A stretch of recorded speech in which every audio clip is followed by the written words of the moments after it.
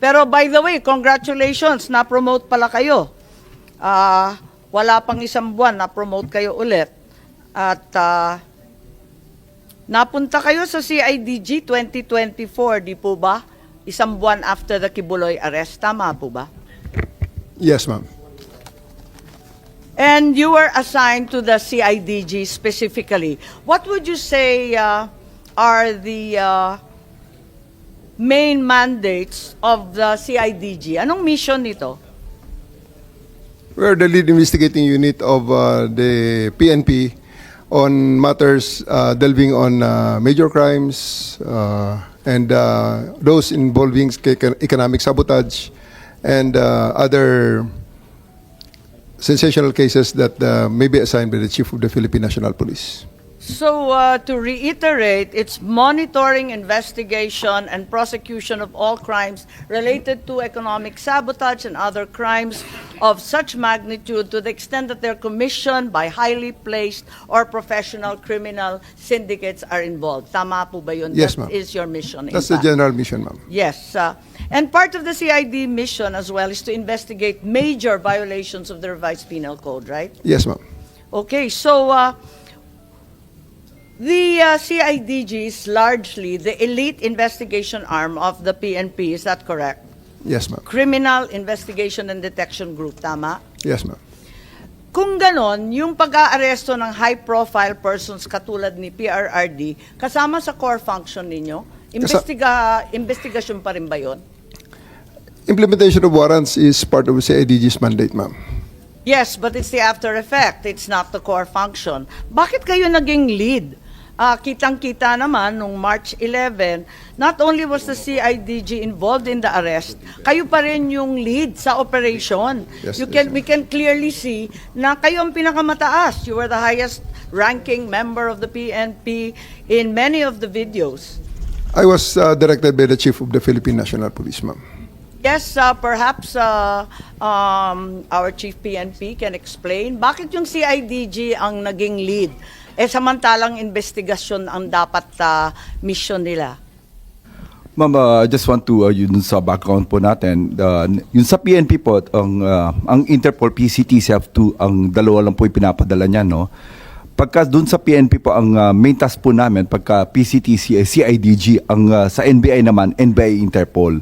So usually, pagka may request po ang PCTC, ang pinaka-diretso po namin is CIDG, not any other unit when it comes to arrest po. Pero you had the choice, ano? Madam Chair. Hindi naman lagi CIDG nag-aaresto nitong mga high-profile personalities. Wala naman akong nakikitang CIDG sa TV pag nakikita yung iba't ibang krimen. Hindi naman lagi sila eh. Ma'am, when it comes to the request of the PCTC, ang tasking po is always sa CIDG po. Yun po yung ano natin sa Ang PCTC. binanggit ni Executive Director ay yung NBI. Wala siyang binanggit na CIDG. Ma'am, when it comes to the PNP, ang PNP po, ang automatic po namin, it's from me, I always task the CIDG po when it comes to Interpol matters po. So it's in fact your choice. General Torre is a trusted and competent general, and that's the reason you chose him. No, ma'am, that's for me, it's always the CIDG when it comes to yung mga national po ng, ano po, ng huli po. Yes, Senator Bato, please. Thank you, Madam Chair. General Marbel, kung si General Torre ang pinapa-operate mo doon, ibig bang sabihin na lahat ng actions niya, lahat ng ginawa niya ay sanction mo? Opo, it's under po ng Philippine National Police po yan. So lahat ng ginawa niya, sagot mo? Yes, sir, opo. Thank you. That's the chief PNP that I would like to believe. Whatever your people does or fail to do, sagot mo. Diba?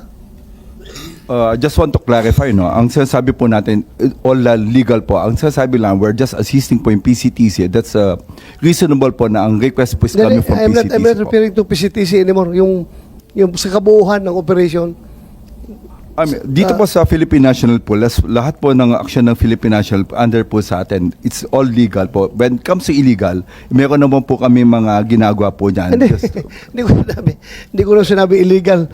Akin lang, basta yung ginawa ng tao mo, sagot mo. Dahil ikaw si PNP, di ba? Dapat ganun. Yan man talagang kwan natin. Trabaho natin. Sagot ko kayo lahat dahil you are carrying out my orders.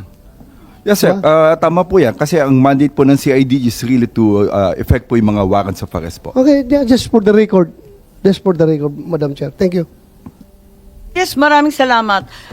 Palibhasa, inassign nga ni Chief PNP si General Torre bilang lead ng pag-aaresto kay former President. Masasabi ba natin na yung aresto ni PRRD ay CIDG operation? It's a PCTC operation, ma'am, requested to the Philippine National Police. Pero kayo ang lead. So ikaw ang masasabi natin. Kitang-kita naman doon sa video, kayo nagmamando, sangkatutak yung pulis, pero kayo yung pinakamatasang rango. Pagkatapos, talagang CIDG operation ng labas. Tama ba yun? Sa level, ma'am, ng implementation ng orders, pagbigay ng mission, that is led by me, supported by the other units of the Philippine National Police, as directed by the Chief of the Philippine National Police. That's ma'am. right, but I did not see any other higher-ranking generals than you. You were the only one there. You were clearly the one leading the pack and determining what would happen next. Baka hindi lang siguro, ma'am, na nakikita ang ibang high-ranking officers doon sapagkat nakamix ang Sinabi mo nga, kanilang- Nick, na you said that, sir, ako ang pinakamataas dito. Yes, sir. I'm two-star, di ba? Yes, sir. Oh, so you stick to that. Pero meron, sir, mga matataas na official doon, sir. pero ikaw, At sinabi together mo with me, lahat. sir, Sino na mas mataas sa'yo at nagmamando? Wala naman kasi kaming narinig. Ikaw lang ang nandun. Wala namang masama kung ikaw ang inassign. Di syempre, gagampanan mo, di ba? We are under the direction of the Chief PNP. He was there personally. Ang pag-implement lang, sir, ng actual arrest ay ang aking ginawa, and I operated under that direction to ensure the proper service of the warrant, the observation of the law, protection of the arrested person, and ensuring his safe delivery Okay lang. sa kung saan man siya pinapadala sa akin. So, ma'am. simple lang. Was it a CIDG operation? Yes or no lang po? Para No, maliwanag ma'am. That's a PNP operation. CIDG bahagi naman ng PNP, pero sa dinami-dami ng division, sa dinami-dami ng pangkat sa PNP, CIDG ang pinili ng Chief PNP na maglulunsad nito. Tama po ba? That is an operation, composite operation. That is an operation headed by a composite team of the PNP, led by the director of the CIDG, ma'am. So, who give the orders The chief. to have President Duterte transported to The Hague? Sino nagbigay sa'yo ng order? Sir, my order is to serve, the order that I received from the Chief of the Philippine National Police is to serve the warrant and ensure his delivery to the 250th Wing, to the team that will deliver him to The Hague. On the nuances of the higher authorities, I may not be privy to that information. Okay, hanggang doon lang sa 250. Sino nagpadala sa kanya sa aeroplano? Nagpasakay sa aeroplano? The order for me, sir, is to deliver him to the team that will deliver him to The Hague. And Sinong team na yun? Na-establish naman natin, sir, that it is done by the Interpol. Interpol. Sinong Interpol doon? Sinong Interpol doon? Si Ambassador Lacanilaw? Si kanila o nag-order sa'yo na isakay sa aeroplano? Sir, I think we have already established. Yung order ko is for me to deliver him to the 250th Wing and deliver him to the team. Okay, at assist the nandun na team. siya sa 250th Wing. Ngayon, pinilit mo siyang ilabas. Nakita ko pa yung matanda, humawak sa lamisa. Ayaw siya magpadala sa'yo. Ayaw niyang sumakay sa aeroplano. Sino nag-order sa'yo na isakay siya sa aeroplano? Sino nag-order sa'yo? Can I defer the questions, sir? The answer to the questions to the SOJ, considering that I have a team you of are the PG one there. there. Wala si SOJ doon. Ikaw ang nagkarga sa kanya sa aeroplano. Kaya tinatanong kita, who gave you the order? Still, sir, I take my orders from the Chief of the Philippine National Police. So, Chief PNP, you gave the order to have former President Duterte board the plane? Ma'am, I think that from the very beginning, the DOJ's advice was sought on every step of the way. Yes, sir. And we gave the clearance to serve the warrant Yes, sir. of arrest. I am asking them because they are on the ground. Sila ang nag-implement doon. Kaya, Chief PNP, you give the order to sa ADG? The order of to the CID is really to assist the PCTC when it comes to arrest po. So, sino nagbigay ng order kay General Torre na ipasakay sa aeroplano? It's always the guidance that ang ano po namin is really to assist ang PCTC po. Kaya nga, PCTC. PCTC Were you the kayo? one who ordered the boarding of President Duterte sa aeroplano? Yes, General Alcantara, please. Mr. Senator, Madam Chair, I've said from time to time that my mandate is to coordinate our law enforcement agencies to comply with the requirement of the Interpol. Correct. I believe you, sir. Coordination ka lang. Yes. Coordination ka lang. Pero sinabi ni General Marvel na ikaw daw nag-order sa That kanya. is the limit of my power. Yeah. That's the But according to General Marvel, ikaw daw nag-order sa and kanila that is- na isakay sa aeroplano si and that Pangulong is the Duterte. limit also of my authority. That's my mandate. To My have him. mandate is to coordinate, Coordinate. disseminate. So, for the record, hindi ka nagbigay ng order kay General Marvel na isakay siya sa aeroplano? Hindi. For the record. For the record, I am not the authority to order the arrest, to order the So just boarding of the plane. categorically, did you or did you not give the order to General Marvel? No. No. So, General Marvel, are you lying? So I'm not lying, but I just want to have the executive privilege po regarding this matter. The Ay, separation matter. nandito na tayo eh. Executive privilege ka dyan. Bakit naging executive privilege? Kanina bigla? sinabi mo, PCTC ang nagbigay ng order. Ngayon, mag-executive privilege ka. Sino-sino na tinuro mo? That's why we didn't want to attend the last hearing because this is what we were expecting, ma'am. We didn't want to be bullied into a No, position. we're not bullying you, sir. Nobody's bullying. We're not I bullying think you, that sir. We're not bullying you, sir. you're trying to make people admit something that they will not admit. And No, executive we're privilege is trying a to valid derive excuse information. not to answer any Secretary question. President Remulla. Duterte is already at The Hague. Tapos na We're ang boxing. asking kung sino nagpadala doon sa kanya. Sino Yun ang nag-order? tanong We're natin. trying to understand every step of As the I said way. earlier, everything was cleared with the DOJ. We are not bullying you, sir. Ha? We want the truth. That's why if we So, try sir- to make a person admit something that should not be admitted, it means that there is something more to it, which is the clearance given by the DOJ was probably the most important part of it, to serve the warrant of arrest and to surrender the person under the law. I'm sorry, Secretary Remulla. I recall that General Torre, nagbigay siya ng interview na sinabi niya, bigyan lang ako ng eroplano. Ako nang bahala dyan. Tama po ba? Yung nabasa ko, na sinabi niyo, ako nang bahala, basta bigyan ako ng eroplano. Nabasa po namin sa media, fake news po ba yun o hindi? Kasi kailangan niyo po talaga siyang ilipad sa daigdig. General Torre, Please panoorin ninyo, nandyan, arrest him, bring him to the Hague, yun lang. Pakita lang. So paano po General ibinabasa Torre. inyo ni PNP Chief Marbil na how did he say that to you? Na no matter what, we need to fly the former president to the Hague and we need to implement the ICC arrest warrant? Arrest him and bring him to the Hague. Yun lang. Simple as that. Arrest him and bring him to the Hague. Sagot ko lang, sir, bigyan mo ko aeroplano. O di ayos. And then the rest, you planned everything. Matagal na yun eh. Ang plano na yan, matagal na yan. Hindi yan spur of the moment eh. Matagal na yan. And nagkataon lang na talagang yun, the opportunity arose.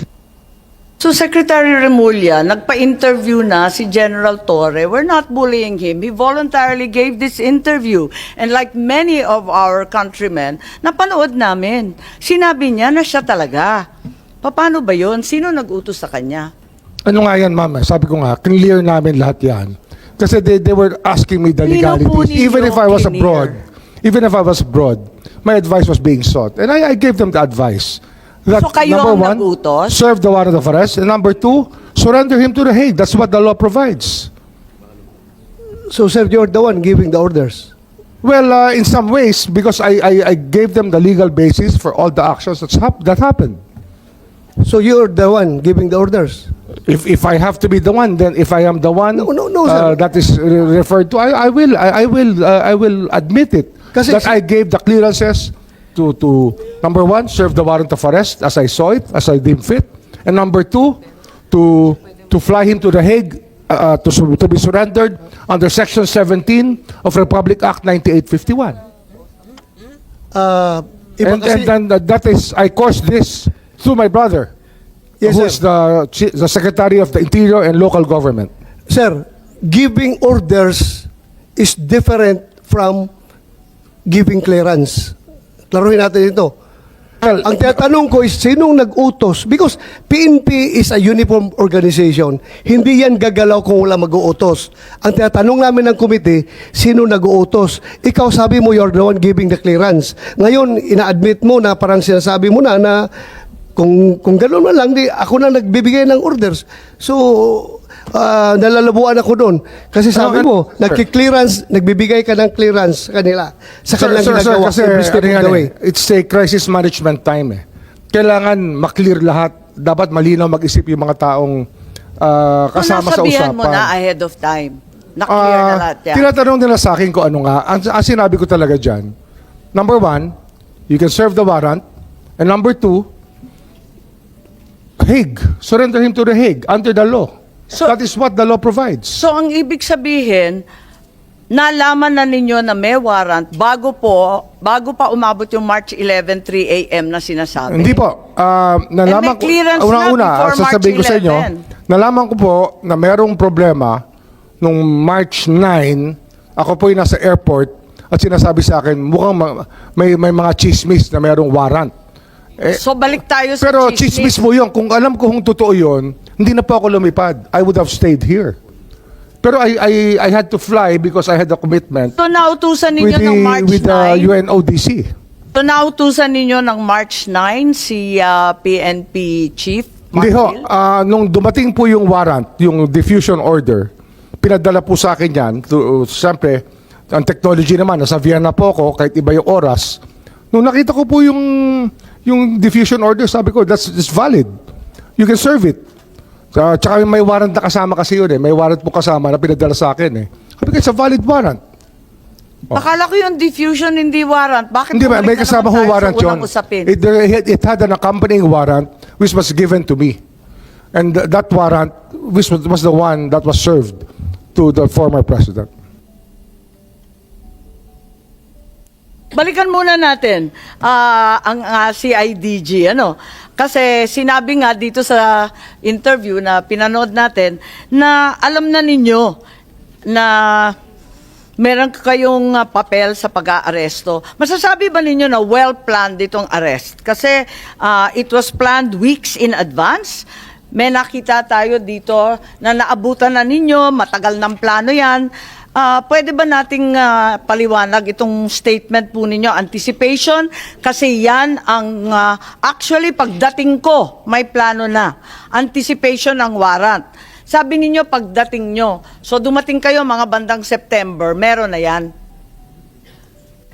Ma'am, maraming salamat talaga sa tanong na yan. For me to clarify that statement na natitwist na sa social media. That interview is made from the context of the chief of the CIDG. Isang part lamang ng PNP, maliit lang akong parte ng PNP, na may sariling mandato. Kaya tumatakbo sa akin, ma'am, yung crisis, palaging tumatakbo dyan, bilang operations officer, bilang commander, yung 4Ps of contingency planning. Predict, prevent, prepare, perform. Palaging may plano. Dahil it won't, nagbabasa ako ng dyaryo, ito may possibility na lalabas ang mga to. So, naghahanda ako na pag inutusan ako ng Chief PNP, hindi ako magsimula sa zero. So, it's not about anything, about sinister or anything, but it's just part of my job to plan for it. So, ano ang mga dapat pag may lumabas sa may mga wanted person, in-anticipate natin lalabas ang So warrant. hindi pa dumarating yung diffusion notice noong March 11, may plano ka na. Hindi ko po dinidinayan, ma'am. Part ng aking trabaho ang mag-prepare ng contingencies. Tama, para pag hindi naman nautusan kita ako, naka-ready binibintang. po yan, ma'am. Meron kang interview, sinabi nga na January 2025, nagkumpuni ka na ng secret 80-page plan na ang tawag Operation Pursuit ng New York Times. Ang pagkaintindi natin, Oplan Tugis. Tama ba yun? Wala po akong sinabing ganyan, ma'am. Kung sino man ang source niyan, I'm not very sure about it. Lumabas sa lahat ng media, sa GMA, pati New York Times sinabi. Pwede po nating makita, ma'am, kung Hindi if ko possible. alam. Yan lang ang nabasa ko, katulad ng marami. Operation Pursuit, tapos translate Oplan Tugis. Okay, may pangalan ho ba ako na Napakakabal yun. naging source, ma'am, kung pwede ko makita? Kasi until this point, gusto ko rin po, ma'am, maraming salamat sa pag-clarify nito. Gusto ko sana makita, ma'am, yung Ang pangalan ko sinabi, talaga. ang PNP, ang nagplano na ng isang Oplan Tugis. I'm just one of the- Napakahaba ng Ayun lang, ma'am. I'm just one of the 220... Unfortunately, I'm just one of the 220,000 policemen of the PNP right now. Kung sino source nila, gusto ko sana nga makita, ma'am, na ang pangalan ko talaga is nandyan, na sinabi ko yan. Kasi na-attribute sa akin yan, ma'am, eh. Kaya I'm really thankful Yeah, at this opportunity to clear that Yes, Senator Madam Chair. Bato. ng news. Andyan, oh. How about that Chief PNP? Hindi kayo source yan? Yeah, sabi kasi si PNP Chief Marbil, inutusan si General Torre na ilalagay si Presidente Duterte under police custody as soon as the ICC issues the arrest warrant. Wala po kaming ganyan at hindi ko po nakita yung Oplan Tugis na sinasabi nyo ngayon. So, ibig sabihin yung New York Times, lahat ng local media, sinungaling. Okay lang. I mean, sabihin lang natin alin yung totoo, alin hindi, para maliwanagan kami. Madam Chair, mas naniniwala ako sa kanila pag sinabi nila yan kaysa dyan sa mga lumalabas na balita. Kapag sinabi nila na hindi silang source, naniniwala ako. Okay, paniwalaan natin. Tama naman, dapat paniwalaan ng kapulisan. Meron ba kayong memorandum, document, outline tungkol dito sa aresto ng March 10 or March 11? Bago pa dumating yung warrant, meron na ba kayong plano? Kasi sabi nga ninyo, General Torre, lagi kayong naghahanda for any eventuality. Crisis management nga naman. For the specific, yung March 11, ma'am, wala talagang pre-planned na sinasabing itong specific. Kaya on the fly ngayon, ma'am, na ginawa, ma'am, eh. So, everything that was done there, based on the contingencies, meron tayong mga, may situation analysis, may... Pero sinabi rin ninyo, matagal ng plano yan. Yes, ma'am. Naabutan ko na yan. Pagdating ko, meron na yan. Anticipation na kami. Actually, ma'am, yung pinaka-mother of plan yan, ma'am, baka kasi yung pursuit na yan, hindi tugi sa pinagsimulan, baka manhunt. Kaya pursuit, baka manhunt yung manhunt Charlie natin. Na mayroong ganyan ang PNP. Hindi The eh. accounting of wanted persons. Hindi po, General Torre, kasi may PNP memos for deployment. Pinirmahan ni Chief PNP Marbil, March 10 pa lang. Wala pang arrest warrant, magde-deploy na tayo ng kapulisan sa NCR at pati na rin sa Davao. Di ba? May memo tayo, pinakita natin nung first hearing. Yes, Chief Marbil, please. Ma'am, that's a regular deployment po yung pinapadala po natin. Yun po yung ano natin. Bakit kayo nagde-deploy? Wala pang warrant?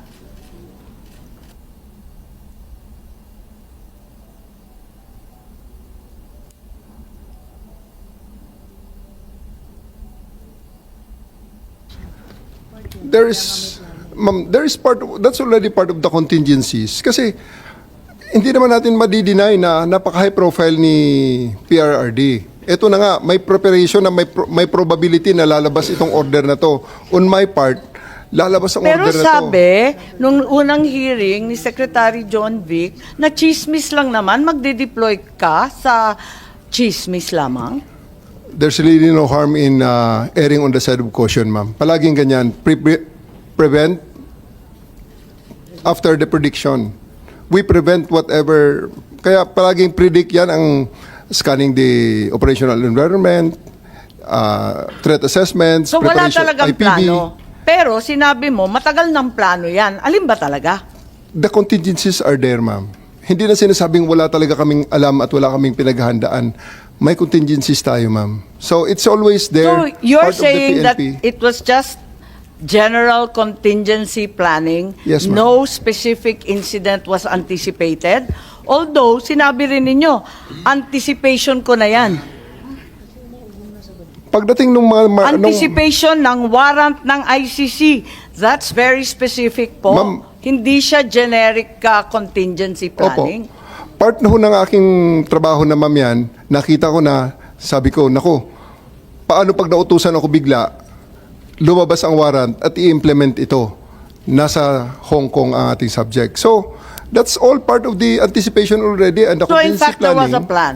Ma'am? So in fact, there was a plan. There was a- Kasi nag-anticipate na kayo na In-adjust na magkakaroon lang. ng warrant. Ina-adjust natin ang contingencies, ma'am. Ina-adjust ko ang contingencies so that pagdating ng specific na order Kayo sa lang ang akin, nagplano mag-isa sa buong PNP. I'm the head of the CIDG, ma'am. I have, Pero kayo lang ang nagplano I have ng 2,000 operation. people. I have 2,000 people under me. Sir. I understand, General. And we respect the CIDG for its outstanding track record. Kaya lang, tinatanong ko lang, kasi sinabi ninyo na iba-ibang grupo ang nagkumpune ng task force o kung ano man ang tawag doon, na iba-ibang bahagi ng PNP, hindi lang naman CIDG kasi ayaw ninyong tawagin na CIDG operation. Sino-sino pa ang kasama sa planning dito sa anticipation ng ICC warrant? Thank you very much for the praises to the CIDG, ma'am, first and foremost. Ako rin, ma'am, ang naglabas ng mga request na ito po ang mga components na kailangan, ang mga makakailangan ko at Sino-sino ma-engage po? just in case na ito ay it will come down. So if you have seen, meron doon mga Special Action Force, kasi nga, ni-request ko ang mga yon. I requested them through the Chief PNP. Sir, I need the Special Action Force. I also need the NCRPO to stand by on alert na ang kanilang mga civil disturbance management ay mag-ready rin just in case na magkaroon ng mga rally, magkaroon ng mga mass movements, ready rin kami So kahit papano, hindi totoo na walang plano kasi may anticipation ka na eh. At Definitely, saka ma'am. nananawagan ka na sa iba't Definitely. ibang tropa. Definitely, we are denying that plan from the context of being sinister and really plotting against the former president. It's not like that. We are just making sure that the PNP will be up to its mandate of protecting the peace and order and the well-being of the citizens, even though this an event as controversial as this goes down. So Chief Marbil, tama ba inauthorize ninyo na tawagan yung iba't ibang pangkat ng PNP si General Torre? Siya nang namahala ng lahat. Ma'am, ako po ang in charge po ng Philippine National Police. I just ordered General Torre to prepare. Yun po yung contingency natin. Kasi we heard from the news coming from the former president that there will be an ICC. That's Pero coming- iba-iba na yung mga grupo na tinatawagan niya, hindi na si IGG lang. That's ma'am, dun sa atin sa ano natin, meron po yung power ng CIDG that's really to help from other units po. Okay naman po sa Philippine National Police po yan. Okay, eto naman tayo sa mga nangyari doon sa Villamor na, no, sa 250th. Ano na ang nangyari doon? Gusto lang natin malaman at itatanong kung ano nangyari dahil nandito na tayo, no? Umabot na tayo sa Villamor. Was there a time na may binantaan ka o tinakot o pinagsabihan kung sino man doon?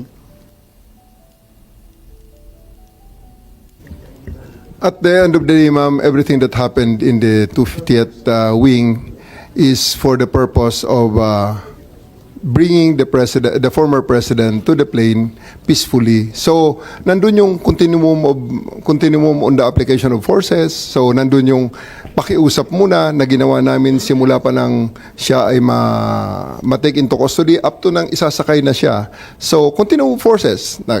Pakiusap and everything, and kailangan there's always a time to Parang to tell hindi them that parang hindi na pakiusap ang nangyari. Yes, ma'am. Kasi inaresto na ninyo si Attorney Medialdeo, sabi ninyo, obstruction of justice, tama?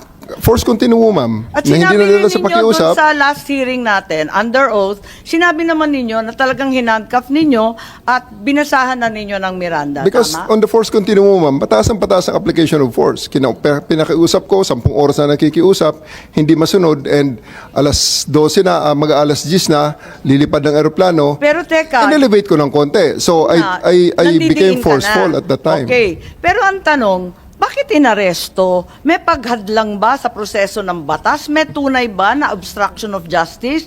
May panahon ba na pinigilan ni E.S. Medialdea kung sino man testigo na magsalita? Binago ba niya? Sinira ba niya yung mga dokumento? Tinago ba niya ang makakatakas na suspect?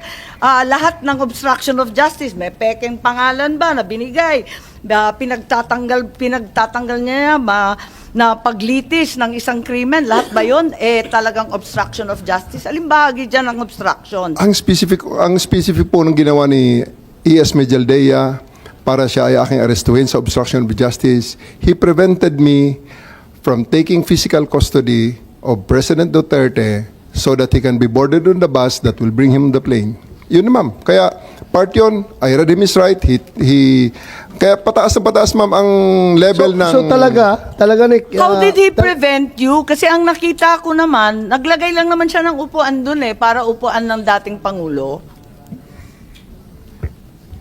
He's placing himself between me and the former president, ma'am. Umarang siya. Kaya ba niyang harangan yon? Daan-daan pulis ang kasama mo? Ako, ma'am, ang personal na hinarang niya, which is kailangan ko siyang alisin so that I can actually order my men to take custody of the former president and bring him to The Hague. Ang dami-dami po ninyo. May kakayahan ba o kapangyarihan si E.S. Medialdea na hadlangan ka at yung libo-libong kapulisan na dalhin si PRRD sa Hague? Yes, ma'am. Kasi nung nandun siya, hindi namin nagawa. Pero inaresto ko siya, nagawa namin, ma'am. Tama ba yun? Klaro ba kayo na ang ginawa lang, ang sinabi nyo sa last hearing, ang sabi ninyo, he was blocking my way, preventing us. He placed another chair at the side of the president for the former president to sit. Yun lang, naglagay lang ng upuan. Obstruction of justice na ba yan? Opo, ma'am. Kasi, ma'am, kung hindi siya umalis doon, hindi namin talaga maisakay sa bus si former president. Kaya nga, Dahil lang sa isang upuan? no, ma'am. Pag umupo siya uli, problema na uli yun, ma'am. Paano namin siya mapalakad? Di, bubuhatin namin siya. Libo-libo Which is, I naman really don't kayo. want to do. Yes, ma'am. Apakaklaro naman sa PD 1829. Yung obstruction of justice, iilan lang naman ang patakaran, ilan lang yung pamamagitan para obstruction. Wala namang sinasaad doon na, lalagyan mo ng upuan para maupo yung matanda. Meron bang ganun? Ma'am, basta ang bottom line lang po dito, ma'am, after he was removed from the area, wala pang 5 minutes, ma'am, the former president said, let's go. Kaya siya ay sumakay ng What bus. particular mode? Wag mong gawing justification yan na General Torre na porque handcuff mo na si A.S. Medialdea, 5 minutes nadala mo na kaagad si Pangulong Duterte sa aeroplano. Ang tanong dito ngayon, yung pag-handcuff mo ba, anong justification mo? Yun lang naman, bakit? I stand by it, sir. I read him his rights and tell him what law he's violated, and I arrested him and told him exactly what is the basis of my arrest for him. And lawyer siya. Sumama naman sa akin, sir, ng maayos, si E.S. Medialdea. Actually, hindi ko na nga Sino hindi nailagay sasama doon? Kadami ninyo doon. Kaya nga, Handcuff sir. na ninyo. Ganun lang talaga, sir, siguro. Dahil there's really a need to put an end on everything at that night na kailangan matapos na yung situation. Balik tayo. Ilang beses mo na inulit-ulit. Hulihin si President Duterte at dalhin sa daig. Yun talaga mission mo. Yes, sir. Sino nag-order sa'yo? The Chief of the Philippine National Police, sir.